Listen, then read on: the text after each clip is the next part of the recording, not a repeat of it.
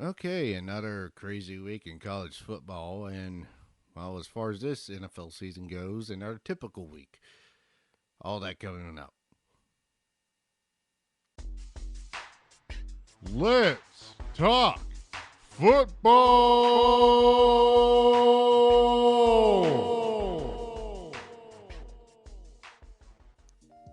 All right, welcome to Let's Talk Football. But for a brief, quick announcement, Josh and I have decided that we are going to start doing uh, a basketball podcast starting in November. Basketball Street Beat. So if that pops up this November and you see it, don't go, what the hell is this? Because we just told you. So anyway, you wanted to start off with college football. Yes, another crazy weekend in college football. 4 top 10 teams fell. It was Georgia, West Virginia, Washington, and Penn State. Penn State losing for the second week in a row. They lost to Ohio State the other weekend, and then they lose to Michigan State at home this weekend. Look at Georgia. They got completely smacked around by LSU. LSU Tigers came in with the perfect game plan, beating Georgia by 20. Not only that, like I said in the last show, make Jake Fromm throw the ball. Make him pass the ball because he's not as good as what people think he is when passing the ball. Georgia's bread and butter was the run game behind DeAndre Swift and Elijah Holyfield, who happens to be the son of former world champion boxer Evander Holyfield. And looking at Elijah run the ball against LSU, you could tell Holyfield is his father. He is definitely Holyfield's son. But LSU offense, what impressed me the most about them is that they picked up 275 yards rushing on the ground as a team. With Washington, this was a team that a lot of critics looked at as maybe making another run for the postseason. Well, their loss against Oregon probably shut it down. And you look at West Virginia suffering their first loss against Iowa State on the road. And Iowa State, they turned out to be spoilers every year. Oh, Iowa State is actually has won their fifth game against a top 25 team in the last, I want to say, 8 tries. Yeah, they turned out to be spoilers over the past few years, and I mean, I'm loving it. Yeah, I mean, Iowa State has been, like I said, been spoilers the last few years. Kind of almost starting with the 2011 season. But after the big wins, Oregon jumped up from number 17 to number 12. LSU jumped from number 12 to number 5, which was a huge jump. Michigan, after their big win against Wisconsin this weekend, Michigan came to this game ranked 12th. Wisconsin came in ranked 15th. Michigan jumped all the way up to number 6. So this is a team that's trying to fight with Ohio State for Big Ten title and a spot in the 14 playoff. Right. We also had some pretty close wins by some other teams. I mean, Texas squeaked one out by Baylor.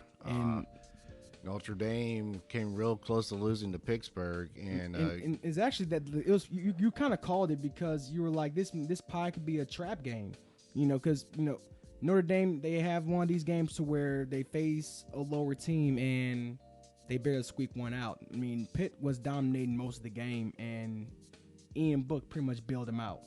Miami lost the second game. Got what was it? Virginia 16-13. And it was a game filled with turnovers. I watched a little bit of that game, full of turnovers. And then Tennessee just came in and ate Harbin's lunch pretty much. And the Gus Bus has been, I mean, this was another team that had a lot of promise of making a run for the postseason. Looking at the players that came back, Jarrett Stidham, who was supposed to be an NFL prospect. Auburn was set for a big season, and they had just completely crashed and burned. Look, the LSU loss, that's no problem. That just comes with the rivalry. They go to Starkville, they lose to an unranked Mississippi State team, and then they come back home, looking for some home cooking, and they got completely cooked by Jared Garantano of the Tennessee Volunteers, who had pretty much his best game of his career. And so it's like the Gus Bus, there's a lot of damage, and speaking of the damage, we're talking about around $7 million annually, $32 million buyout. So heavy damage to the Gus Bus. What's interesting is last week when watching LSU play Florida, they had a hard time moving the ball, but then Vanderbilt came in and just Had no problem moving the ball in the first half against Florida. What I'm liking about Florida is that Florida, they're turning into an actual threat in the SEC East. And who does Georgia play next? They go to Jacksonville, play the Florida Gators. And Florida, they've been waiting on this one. Felipe Franks has gotten better. He's gotten more poise. Dan Mullen has put these Gators into an entirely new direction this season. And I can really see Florida probably beating Georgia. Yeah, I can agree with that. I actually like that prediction, especially if Florida can come in like LSU did and establish a running game early. True. By the way, I take that back. Not this weekend. The teams are on a bye. They play not this weekend, but next weekend. I take that back. Yeah. But Florida moved up to number 11. Georgia got bumped down to number 8. And so it's going to truly be an amazing matchup. So, I mean, the SEC East is up for grabs. The SEC West is up for grabs. And these next 3 weeks can probably determine who goes to Atlanta. Yeah, LSU plays Mississippi State this weekend, and then they have a bye week before having Alabama come to town. And so that could be another top 5 matchup right there for you. And that's a trend that's been going around to where before LSU and Alabama play against each other, both teams are on a bye. And then they're set for war because that's pretty much everybody's favorite matchup during the whole season. One of them anyway. Well, one of them, but it's one of the most physical matchups, and every time they play against each other, it's physical. It's just LSU has always had a problem finishing the game off against Alabama. Yeah, as of late, they definitely have had that problem. They haven't beat them since the regular season of 2011. But one of my questions that got answered this past weekend from the LSU-Georgia game was how LSU offensive line was going to handle a very talented Georgia defense. The LSU offensive line did not disappoint. No, they did not. They did an amazing job, especially making holes for the run. Not only that, the offense, and like I said, for LSU to win, offensively, they had to be aggressive. And LSU made a lot of aggressive play calls, including going 4-4 on 4 downs. So we saw 4 teams in the top 10 lose this weekend, and a few others outside the top 10 lose, as well as a handful of those who won last weekend come close to losing. So what are we seeing here? Are we seeing the exposure of vulnerability of these teams, or just kind of teams looking ahead towards bigger games? I think, at this point in the season, I mean, you don't really start looking ahead at bigger games until you pretty much your fate for the postseason is sealed. I feel at this point in the season, I feel that there is exposure of vulnerability amongst these bigger teams like Texas and Texas A&M. I mean, Texas A&M went to South Carolina. They went to the fourth quarter with a 16-0 lead, and South Carolina just stormed back until losing late in the game.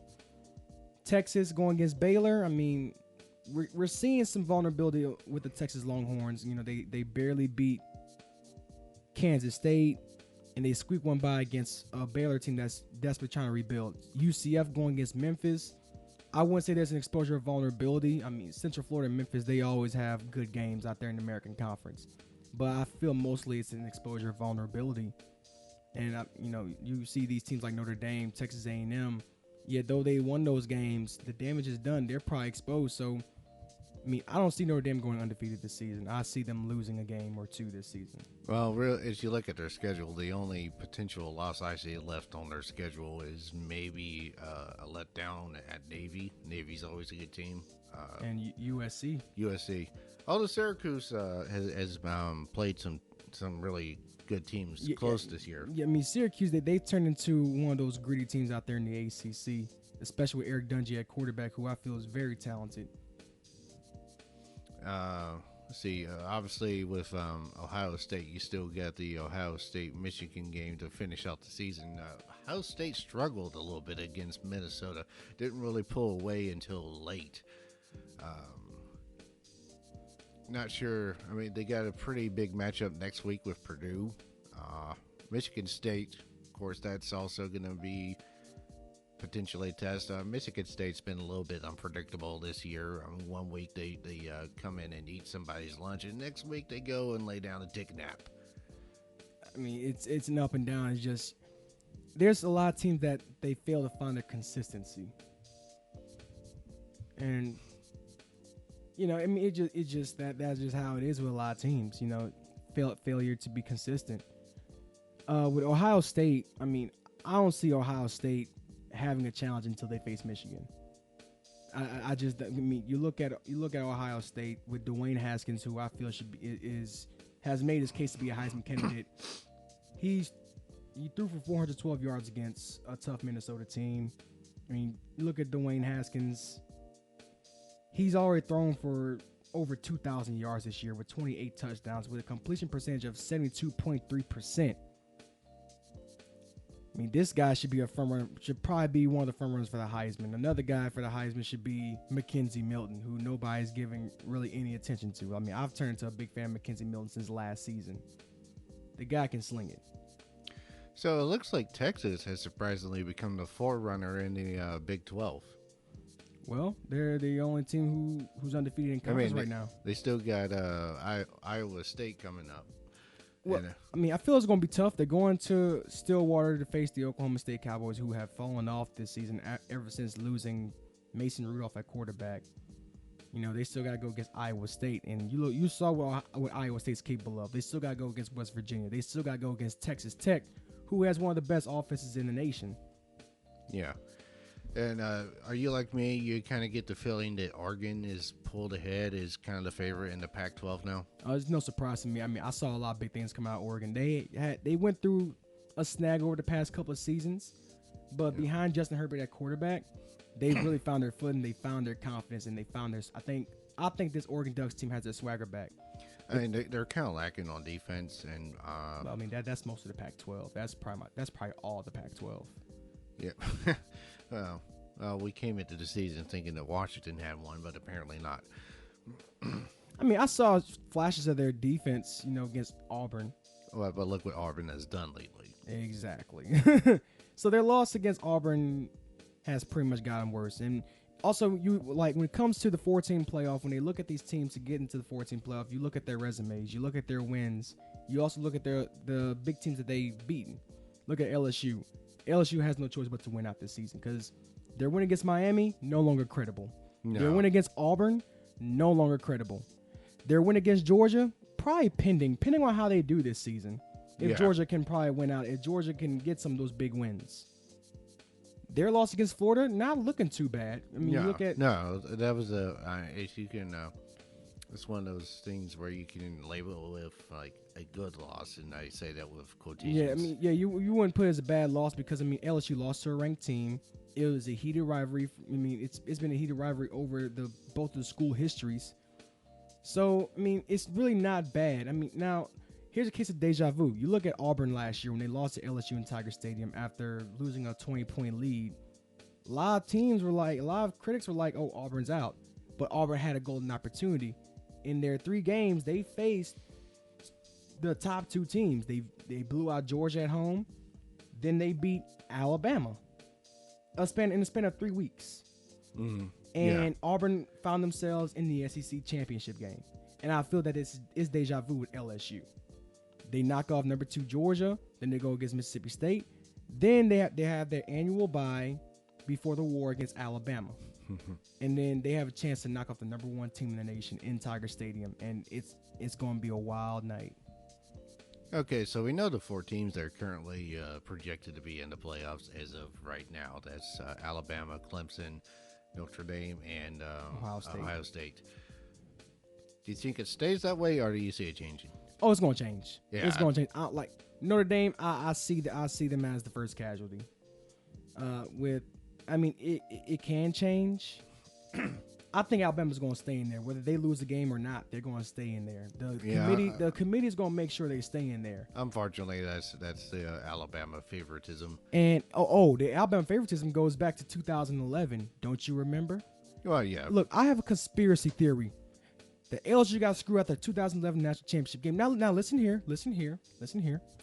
So LSU was ranked number 1. Behind, was number 2 Alabama was ranked number 2. Oklahoma State was ranked number 3. The day that LSU had their SEC championship win against Georgia, which Tyrann Mathieu was the MVP, Honey Badger for life. 42-10 victory. Okay. Number 2 is Alabama. They had a bye week. Number 3 was Oklahoma State. They had their big Bedlam series win against Oklahoma. Now, in any other situation, number 2 team had a bye. Number 3 had a big win. In any other situation, would you bump the number 3 up to number 2? In any other situation, would number 3 take over number 2? No. Really? All right. Play the scenario again. Okay, so it was championship weekend. A lot of conference championship games. Right. LSU, of course, was ranked number 1. They were undefeated. Correct. They beat Georgia in the SEC title game to earn their spot in the national title game. Right. Number 2 was Alabama, who had a bye because, they wasn't invited to the conference championship game. Well, they didn't win their conference, obviously. Exactly. Number 3 was Oklahoma State at the Big 12. As you know, they had guys like Brandon Whedon, Justin Blackman. This was a squad. Mm-hmm. Now, and then they swept the floor with Oklahoma. I remember. Oh yeah. They mopped the floor with Oklahoma, and a lot of people thought, okay, well, Bama had a bye. They didn't play this weekend, but Oklahoma State did, and they proved that why they should have been in the national championship game. You were going to have the top defense versus the top offense in the nation, because Oklahoma State couldn't nobody get past their offense. Nobody could stop their offense. I remember that offense that season. Except for Iowa State. Whatever. But in any other scenario, number 3 would have went up to number 2. Due to the fact number 2 didn't have a game, number 3 won big. In any other scenario, everybody was looking forward to LSU versus Oklahoma State. I remember watching the Oklahoma State Bedlam Series game, and a lot of fans were chanting LSU, because they figured they were going to that national championship game. Now here comes selection weekend for the bowl games. This is when the BCS was in effect. Yeah. And BCS. Oklahoma State got completely snubbed. I will say right here, that was probably the snub of the century. Yeah. I agree. Yeah. Because basically after Oklahoma State proved their worth, they proved themselves, well, they got State put at number 3. I'm just like, really? And then, because you want to know why, the selection committee was like, we can actually see a conference game part 2. LSU, Alabama, from the same conference, not only the same conference, but from the same division, competing for the national championship. Yeah, I just,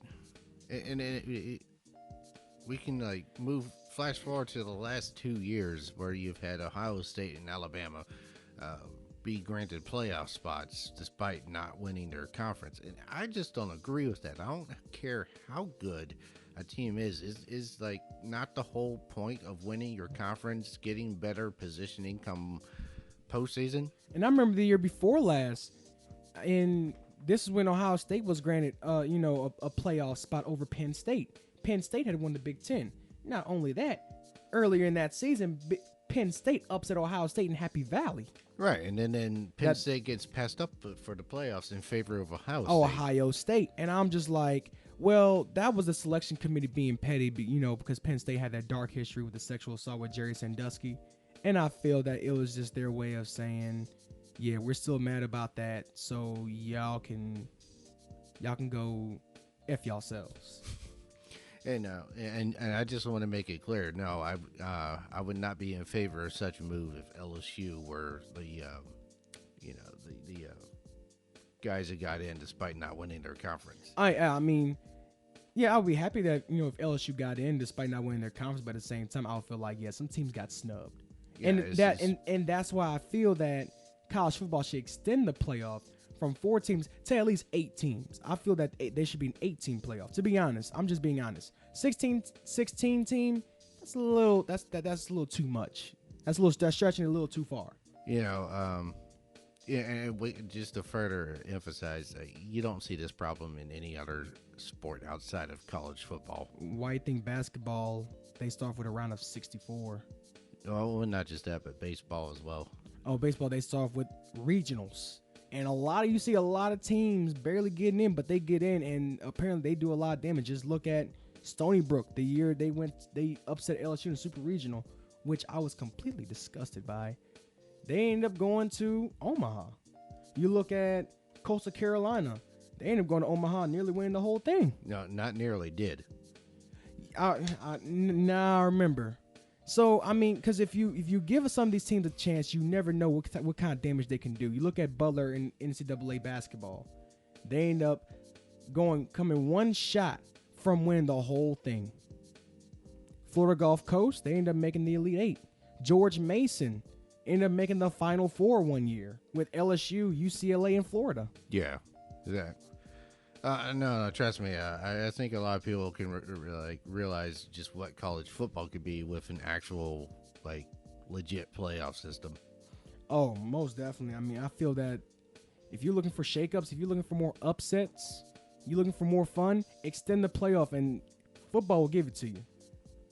It's just I feel that 4 teams. I feel that it's not enough. But it's a positive first step, but they definitely need to expand it to 8 teams.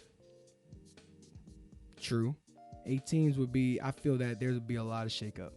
Yeah, it's to me, one of the things so exciting about college basketball and college baseball is that, potential for upset. And baseball even has a higher rate of upset rates than basketball does. Basketball is a lot. Because baseball, it means it's a methodical sport, so you never know what you can get. Rankings don't mean anything in basketball or baseball. No, they don't. Because everything is even. Anything can happen on any given day. Football, yeah, but you don't see it as often as baseball and basketball. No, well, you see it sometimes. Appalachian State beating Michigan is still my favorite upset of all time. That's like that's probably like a once in a lifetime thing. A team from the FCS beating a team from the FBS. Granted, of course, that's way before Appalachian State got into the FBS, into the Sun Belt Conference. And you still see Appalachian State giving teams upset scares. Yeah. So, progression of the season has been, it's kind of more or less a typical collegiate season for football. You have upsets. You got teams that come in and disappoint, teams that overachieve, arguably. Got some big games coming up as the season progresses. Obviously, LSU, Alabama, Ohio State, Michigan. Time to shake things up. Yeah. I'm curious to see how Clemson finishes the season. We've seen them come close to losing a few weeks. The ACC has looked a lot weaker. In my eyes, in my point of view, they looked a lot weaker this season. You look at Miami losing to Virginia. You look at how Florida State's doing. Clemson, they're barely hanging by a thread in some of these games. Now, granted, they really put up an amazing performance last weekend against Wake Forest. It's Wake Forest. Right. So the ACC, they're kind of hanging by a thread as far as, favor from the committee. But I feel that there's 2 games this season that's going to really throw everything out of proportion. That's going to be LSU and Alabama if LSU beats Bama. That's going to be if Michigan beats Ohio State. That's going to throw everything completely off track. Yeah, that'll be throwing a wrench, a huge wrench in there. Because I feel the committee has a plan on who they want to put in the top 4. Well, yeah. The committee, they could put any team they want in the top 4. So Alabama could probably get knocked down all the way to number 10 or number 11. And at the end of the season, the committee is just going to just throw them straight up there. Well, that's not just Alabama, but Ohio State. The committee favors Ohio State also. Yeah, but they favor Alabama more. You saw how they picked obviously the 4 teams last season. Because you look at Alabama, they're unstoppable. They have Tua Tagovailoa, who's one of the front runners for the Heisman, and he's a dual threat. He's that guy that can stretch a defense out. And you look at their running backs, their running game. You look at their receiving core. You look at their defense and how fast and how ruthless they are. This Alabama team fires on all cylinders, and they played nothing but complete games this season. I could say the closest thing to a not complete game was Arkansas, because the defense struggled, giving up 31 to a struggling Arkansas Razorbacks team. Yeah. Their closest game this season was against Texas A&M, and they won that game by 22 points. Yeah. I know. So it's just like there is absolutely no stopping Alabama. It will take a team to really go in there with a lot of bravery, courage, and it's going to take honestly, to beat Alabama, it's going to take extreme grit. And I feel the team that has it is LSU. That does seem to be the biggest challenge left on Alabama's schedule. That and maybe Mississippi State. Did they go to Starksville or Not yet. not yet? Well, I think Mississippi State comes to them this season. They went to Starkville last season. Okay, so And at LSU is the biggest challenge left on their schedule. And at first, I thought, in the beginning of the season, I was like, well, Alabama's only 2 challenges because they have one of the easiest schedules. And one of the easiest schedules would be LSU and Auburn. Well, Auburn's no longer a challenge. And now that Auburn has to come to Tuscaloosa for the Iron Bowl this season. Yeah. And Auburn has completely struggled over the past few weeks. So, no, Auburn is no longer a challenge. But then again, it's the Iron Bowl. Expect the unexpected. Auburn has definitely slipped off somewhere. I heard I'm talking on the radio this morning is Gus Malzahn doesn't have that big dual threat quarterback that he's had in the past with Nick Marshall and Cam Newton. Yeah, and around Cam Newton days, Gus Malzahn was the offensive coordinator at that time, and Gene Chizik was the head coach. Mm-hmm. I mean, Jarrett Stidham's a good quarterback. He has a pretty good arm. It's just, he doesn't really have all the pieces together offensively for Auburn. Yeah. Okay, so NFL. Anything stand out to you this week? Because not for me, really. The one thing that stood out for me was when the Baltimore Ravens took the road to face the Tennessee Titans. And Tennessee, that's a team that's pretty much won their games just based off of team play and just absolute resilience. The stats are not there. None of their wins have been fancy. I've seen no gaudy stats. And apparently, in my opinion, they're one of the worst offenses in the league. They gave up 11 sacks to Baltimore. Baltimore got to Marcus Mariota 11 times. And Tennessee offense got held to only 106 yards of total offense the whole game.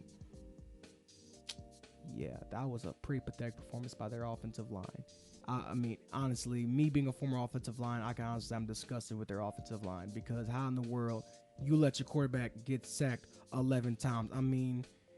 For you to give up 11 sacks in a game leads me to I need to investigate. So, whose girlfriends have Marcus Mariota been sleeping with? You laughing? I'm serious. So, who's been rubbed wrong by Marcus Mariota? I don't know. Maybe it's just the Titans don't have an offensive line. No, their offensive line. Over the years hasn't been too bad, but I need to know. I just need to know. To the left side of the offensive line, has Marcus Mariota, has he flirted with y'all girlfriends or anything? Or has he made passes at y'all or whatever? What's going on? I need to know. That's some type of stuff that Mike Vrabel needs to kind of find out. What's going on? Yeah, that was a pretty poor. poor. You let your quarterback get sacked 11 times. And honestly, I feel that the relationship between a quarterback and his offensive line should be the little brother to his big brothers. And I feel that they let little brother down. It's a good way to go about it. Another thing that stood out was how the Jags got completely decimated by a struggling Cowboys offense. 40-7. And, all week leading up to that game, the Cowboys pretty much been getting called out. Jason Garrett gets called out. And the Cowboys responded emphatically with a 40-7 victory over a very talented Jaguars team who has been looked at to make a run in the AFC. I hear you on that, but at the same time, against the backdrop of how this NFL season has unfolded, can you really say the Cowboys putting 40 on the Jags being that big of a surprise? Well, I wouldn't say from a statistical standpoint, yes, but when you consider that offense has been more of the success this season against teams that statistically and on paper should have strong defenses, just look at the Rams defense, for instance. The previous 2 games, now granted they had a better game against Denver, but it's Denver. Gave up 31 and 33 points respectively in back-to-back weeks to the Vikings and the Seahawks. especially the Seahawks, who just don't have an offensive line. But I mean, with the Seahawks and Rams, that just comes with the rivalry. I mean, expect the unexpected when it comes to rivalry. And with the Vikings, I mean, you look at a Vikings team, they have Kirk Cousins as their quarterback. I'm just going to start off with that. You got Stephon Diggs and Adam Thielen, who, in my opinion, are pretty much in the top 15 of top wide receivers in the league. I mean, I get what you're saying, but at the same time, even Dominic Sue came out and said that the Rams defense had been playing poorly. I mean, and honestly, and you do make a point there that the Rams defense, looking at who they all have on paper, this Rams defense is probably the most dominant in the league on paper. And so, in our opinion, we hold this Rams defense to a much higher standard. I mean, you got Marcus Peters, you got Ndamukong Suh, you have Aaron Donald, you have Aqib Talib. So, in my opinion, this Rams defense should be held to a much higher standard. And then I don't know. Like I've heard people sit there and say that the new tackle rule has played a role in it, and I do believe it has. But at the same time, you do see teams come out and play defense, like good, solid defense one game, and then just completely crap the next. I mean, you look at Buffalo, how they played well against Minnesota, and then they lay a goose egg against Green Bay. Yeah. In which Green Bay looked amazing last night against the San Francisco 49ers. No defense in that game. No, but 33-30. But Aaron Rodgers put together a masterful final drive. And you look at it with, 6 seconds left, you figured they're going to put the field goal team out there. No, the offense out there, they're wasting more time off the clock because they didn't want to get the ball back to C.J. Beathard. And that 49ers offense. C.J. Beathard, in my opinion, with the 49ers offense, he looks a lot better than he did last season. He's looking a lot better, a lot more poised out there at quarterback. It's just the 49ers, they can't put a winning game together, and they lose Jimmy Garoppolo for the season, which sucks because Jimmy Garoppolo in the offseason signed a fat, humongous deal. Yeah. So one thing that did surprise me this week was that Brock Osweiler actually looked pretty decent.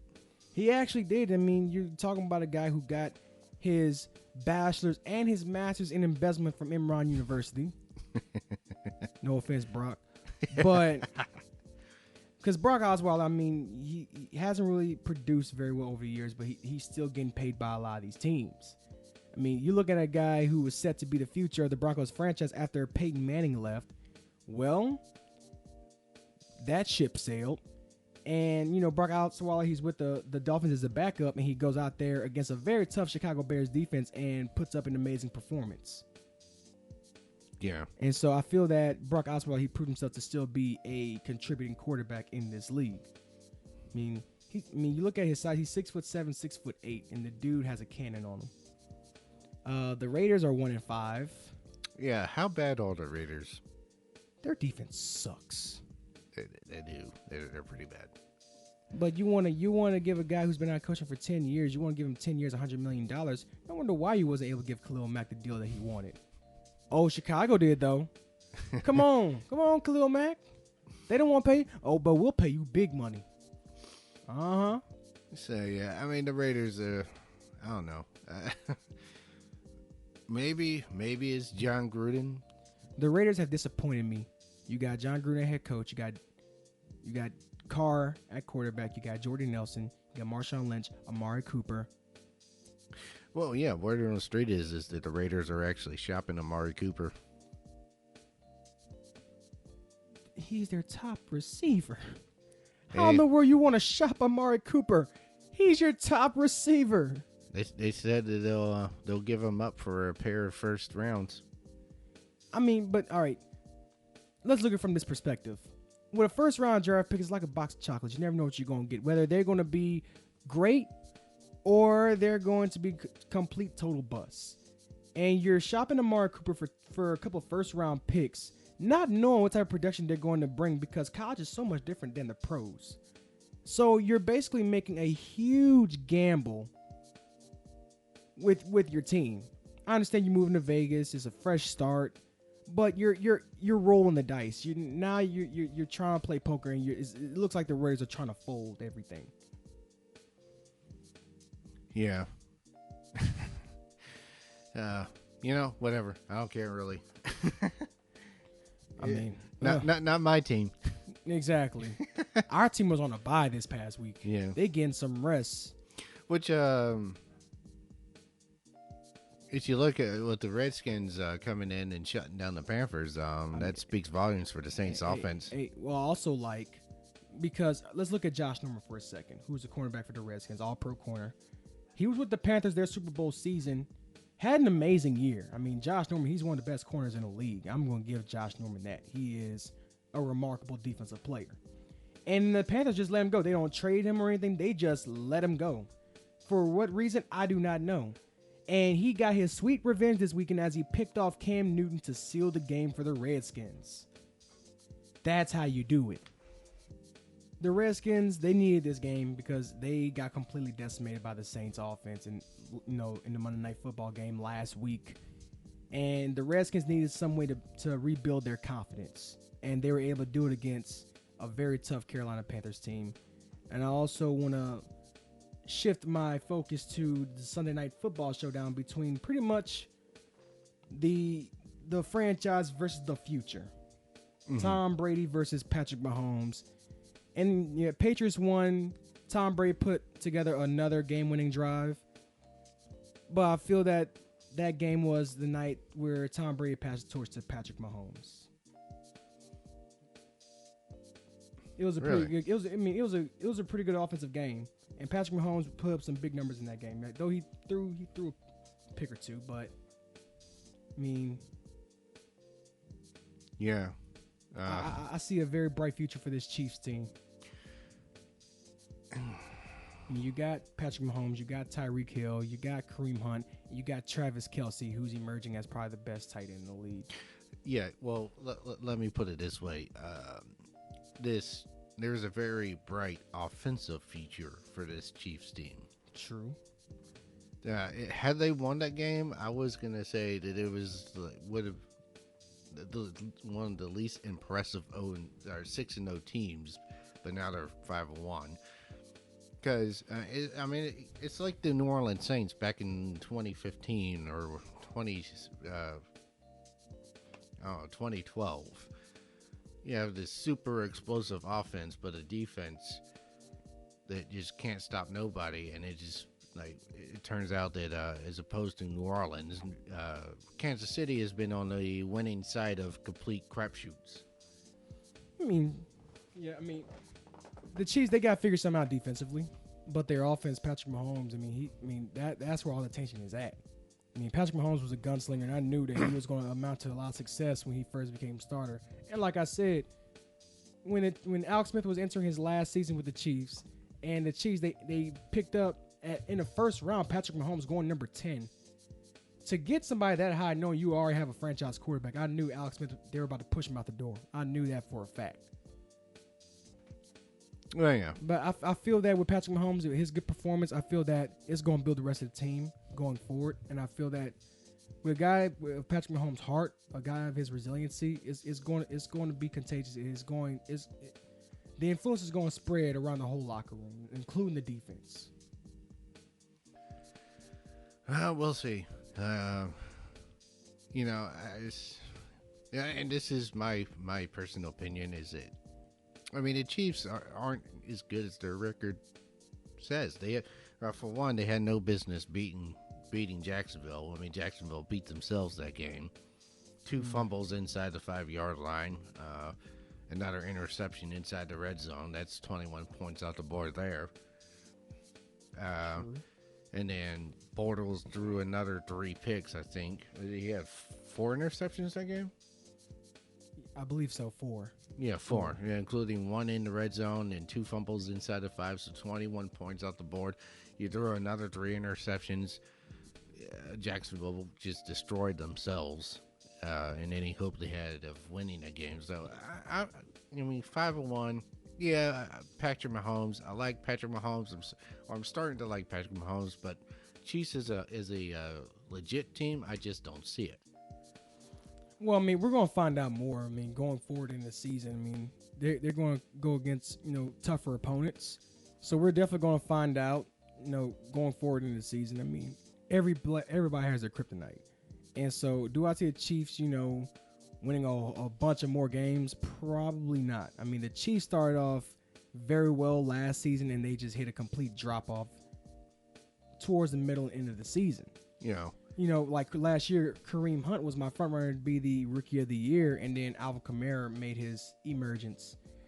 But with the Chiefs, I mean, they started off very well last season, but I mean, they're going to hit that drop off going forward in the season. So I feel that they're going to go against opponents that they'll have the Chiefs offense figured out.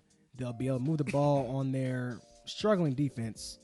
And so, I mean, you're completely right. So, well, just that they started season last year 5-0 as well, and they finished the season, I want to say 4-7. They went 9-7 that year, and then they lose in a wild card round against the Tennessee Titans. And so, yeah, the Chiefs, they past couple seasons they've been known to start off pretty strong, and then they ended off pretty dead. Mm-hmm. And so, I mean,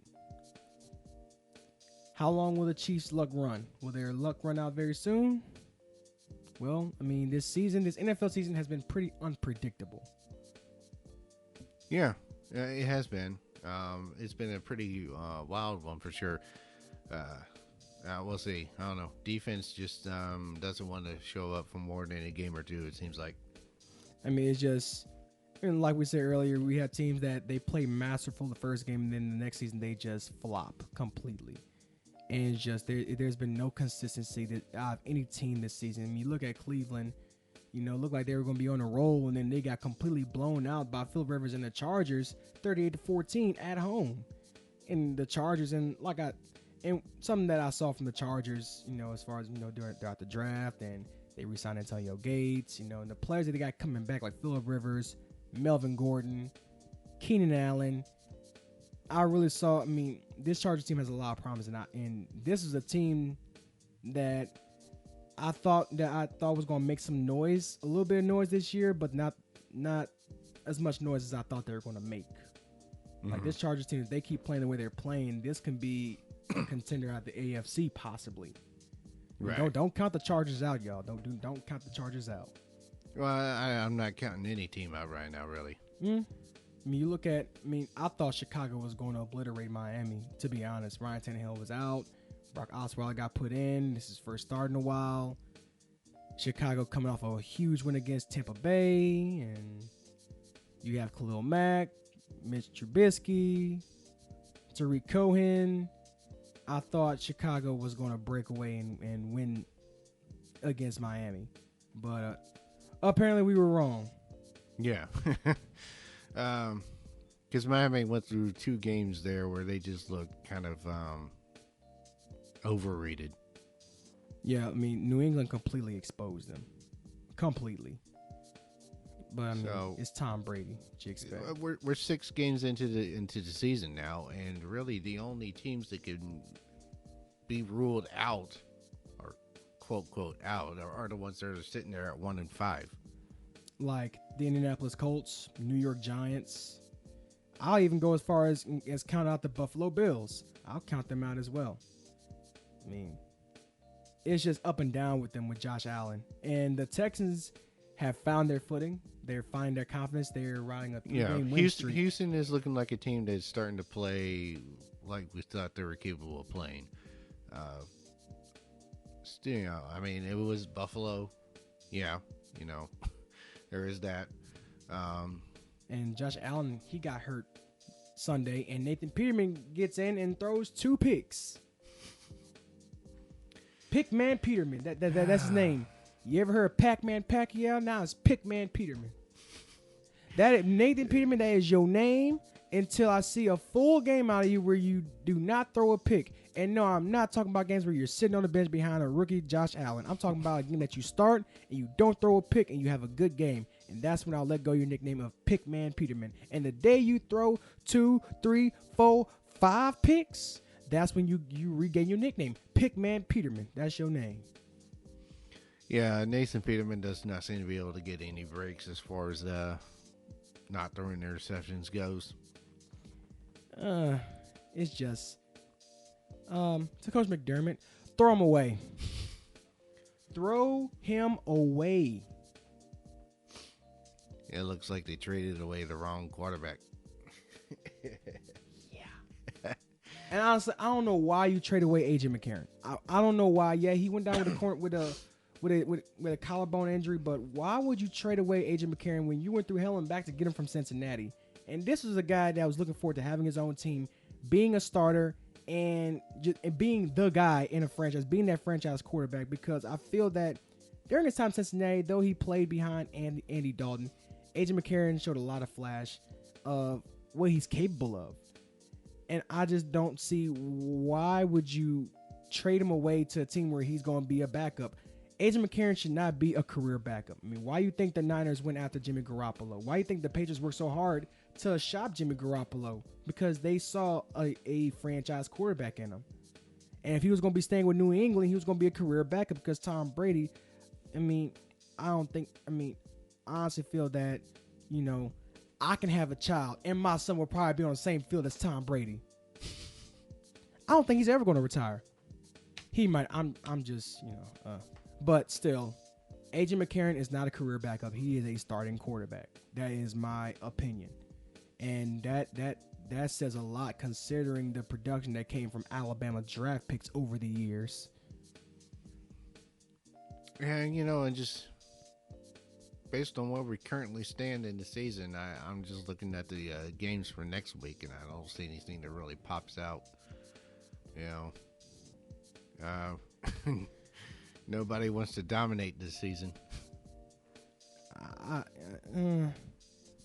Bills, Colts, yay. Bucks, Browns, yay. Titans, Chargers. Well, that's going to be a fun practice. I feel the Patriots and Bears would be a fun matchup. I want to see how that Chicago front seven deals with Tom Brady. That's something that intrigues my interest. Of course, Saints and Ravens. Hey, we Saints fans over here. Let's see if the Ravens can duplicate their performance from Tennessee to a much advanced Saints offense. Yeah, the Saints offense has pretty much achieved expert versatility overall. And you had a Tennessee offense who's nearly, close to only one-dimensional.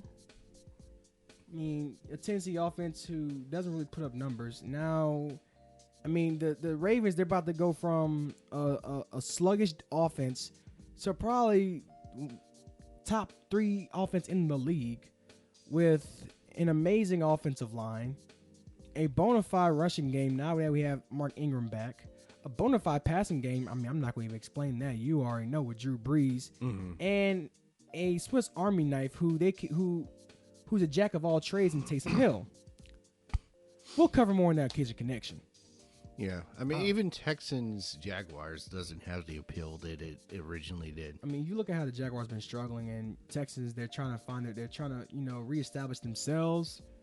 It might be a sluggish matchup. Another game that stands out to me is Panthers and Eagles. You got the defending champs, Eagles, who have struggled. They had a big win on Thursday Night Football against the New York Giants, but it's the Giants. They haven't really found themselves yet. Another game, you got Kirk Cousins going against Sam Darnold. This is going to be the second game in a row the Vikings face a rookie quarterback. They beat Josh Rosen last week, and now they're going against, Sam High. I look like a Lego police officer, Darnold.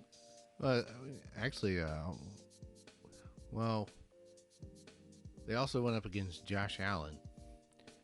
Yeah, they lost to Josh Allen. I don't know how you lose to Josh Allen, but he's not a bad quarterback. Yeah, he's not. It's just he doesn't really have the pieces around him. No, Buffalo doesn't really have a bona fide number 1 receiver. I had a lot of hope for Kelvin Benjamin, but he just completely dropped off as during the end of his tenure with Carolina. Mm-hmm. Another intriguing matchup can be the NFC East, Cowboys and Ravens, a big NFC East matchup. That's something that has some intrigue. Redskins, they're trying to take control. The winner of that game is going to take control of the NFC East, right? Or at least share control of the NFC East with the Philadelphia Eagles, depending on how they do it with the Carolina Panthers. But the Cowboys, Redskins, you're looking at a game of winner of the game will regain their confidence. Mm-hmm. So, we'll just have to see how the let's take a look at the standings real quick. And of course, you got Giants, Falcons, pillow fight. No, not really. I see the Falcons probably blowing them out. Possibly. I mean, you look at the Falcons offense. They have a scary offense. I mean, Matt Ryan. And then not only that, you have Julio Jones and Calvin Ridley. So, I mean, if Julio Jones not open, you can just go to Calvin Ridley. I mean, it's just like, who do you guard? I'm sitting here looking at some of the stats, and you actually have a handful of teams that have given up more points than they've scored and don't have a losing record. I just see it as just absolute extreme grit. That's just it. I mean, Tennessee has scored 87 points and given up 107, yet they're 3-3. That's ridiculous. This NFL season is just a complete gaggle, just discombobulated. I think we've talked as much as we can about the subject of football this week. I just love these podcasts. I could just get all types of frustration and anger off my chest. This will actually be our longest podcast, probably since the preseason. I think we went on for 51 minutes once before, and now we're over that. Yeah. Kind of an active week, but not so much of an active week at the same time. All right, so that's it. I'm John Behrens. I'm Joshua Perkins. And thank you for tuning in. Find us on Twitter at AI Sports 3, on Facebook at AI Sports Network, and on Apple Podcast. We're there too. Thanks for listening, and again, tuning out. Signing out, baby. Let's talk football.